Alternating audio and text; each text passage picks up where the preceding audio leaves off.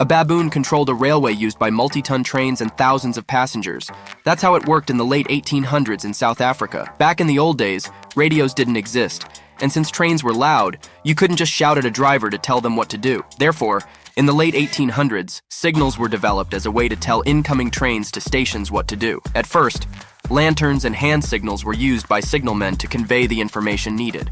But as technology advanced, signals that could be controlled by switches and levers were installed to ease the process. These signals were similar to weather vanes in that they consisted of 6 posts with movable discs or signage that could be controlled by a switch. Various colors meant to stop or go or proceed with caution, and there were other vanes on different axes to indicate which tracks to pull into when arriving at the station, and various other signs meaning to take it to the left or right to crisscross, to charge on now to charge again, and for everyone to clap their hands. With the world going loco for locomotives at the time, tons and tons of signalmen were needed to ensure that the trains stuck to schedules were in working condition and stuck to the proper tracks.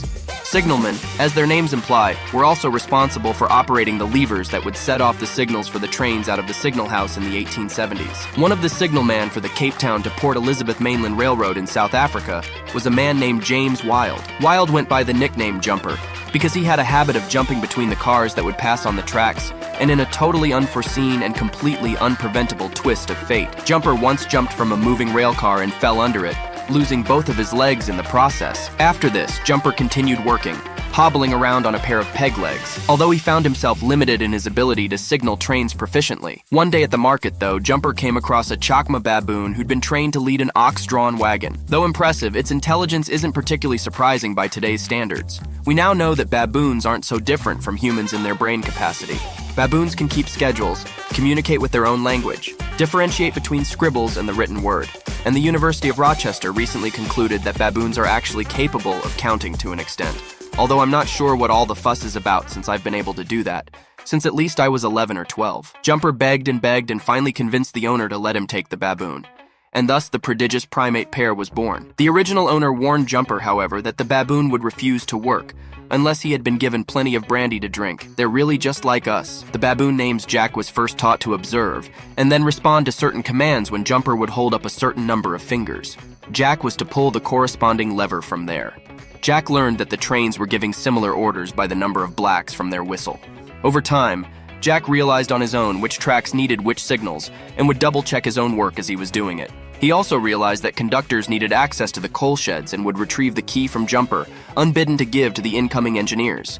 Now, if your job is replaceable by a monkey, you really shouldn't be expecting much job security. So surprise, surprise. Both Jack and Jumper's jobs eventually came under threat. Jack was a beloved fixture of the railroad until some snobby high society aristocrat noticed that he was in fact a monkey and narc on the pair. The bosses at the railway were aware that Jumper had found an assistant, but were totally in the dark about his baboonness. After the Cape Town executives launched an investigation, they found out the truth about the monkey business. So naturally, they tried to fire both Jumper and Jack. Jumper begged to demonstrate Jack's cleverness, and so the rail managers agreed to put him to the test. Jack perfectly performed his signaling abilities, even checking both directions to make sure that the incoming trains were headed to separate tracks at the station.